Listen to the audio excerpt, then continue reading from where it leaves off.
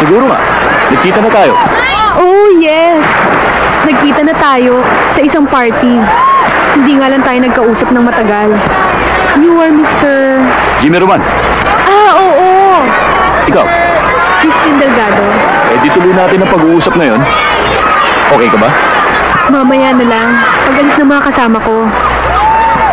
Tatawagan na lang kita. Uy, bigla yata tayo napuwera sa blowout ah. Hindi, magbabalo tayo ni sir. Di ba sir? Bakit? Sino may sabing sasama kayo? Huh? Eh sir, ako nga nag-umpisa nito eh. Ako nga to nagpakilala eh. Sabi ko na sa'yo eh. Magaganda ang dala naming alipin. Suy, suy, di...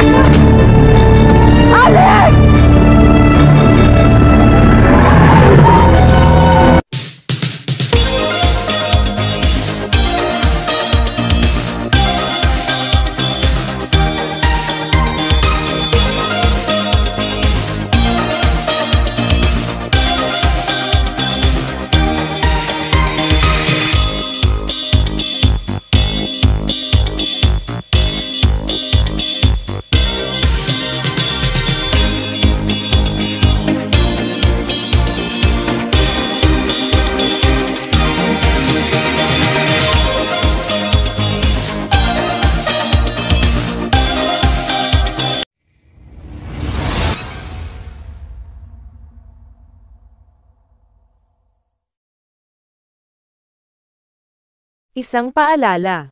Ibig ko lamang pong ipabatid sa mga taga-subaybay at manonood ng munting channel ko, na ako po ay hindi eksperto. Ang mga kwentong mapapanood nyo sa channel ko, ay hindi nagsasaad ng tama, at eksaktong impormasyon, tungkol sa pagsasalarawan sa subject ng topic ko. Ito ay bunga lamang sa aking mga pananaliksik. Maraming salamat po.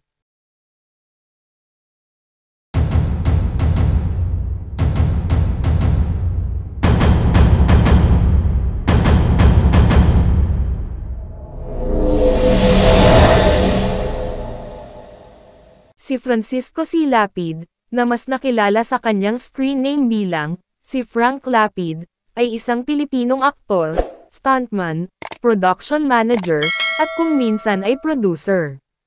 Si Frank Lapid ay ipinanganak, noong July 24, 1948, sa Pampanga. Siya ay pinsang buo, ng isa ring sikat na action star noong dekada 80, at kasalukuyang senador ng bansa, na si Lito Lapid. Nagsimula ang karera ni Frank Lapid sa show business, bilang isang stuntman. At dahil marahil, sa tagal niya sa show business bilang isang stuntman, dagdag pa rito, ang husay niya sa pagganap sa kanyang mga papel sa pelikula, ay nabigyan siya ng break, at napasama sa ilang mga bigating pelikula.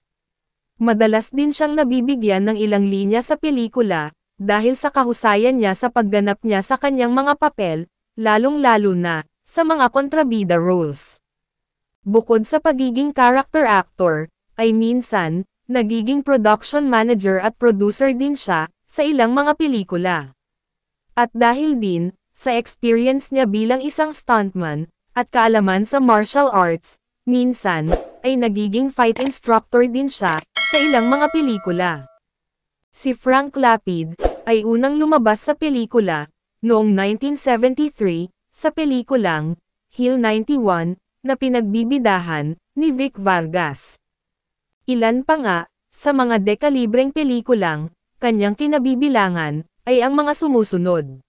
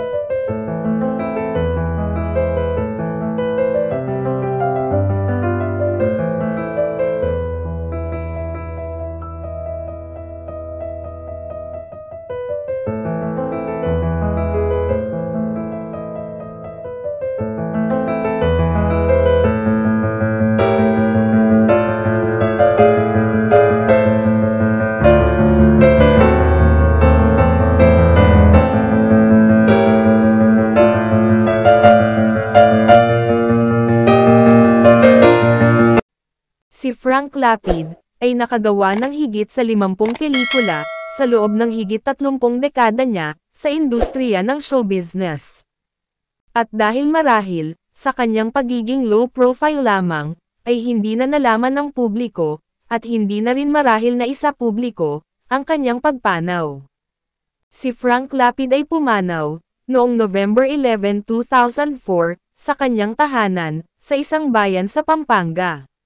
Siya ay 56 na taong gulang lamang, nang siya ay pumanaw. Ang kanyang mga labi, ay inihimlay, sa isang kilalang pampublikong sementeryo, sa Pampanga. Ano't ano paman, ang nangyari sa buhay ng ating mga iniidolo, kailanman ay hinding-hindi matatawaran, ang kanyang naiambag sa industriyang kanyang kinabibilangan, na minsang nagbigay sa atin ng saya, nagpangiti, nagpahanga, nagpaibig, at nagbigay inspirasyon, sa kanyang mga tagahanga.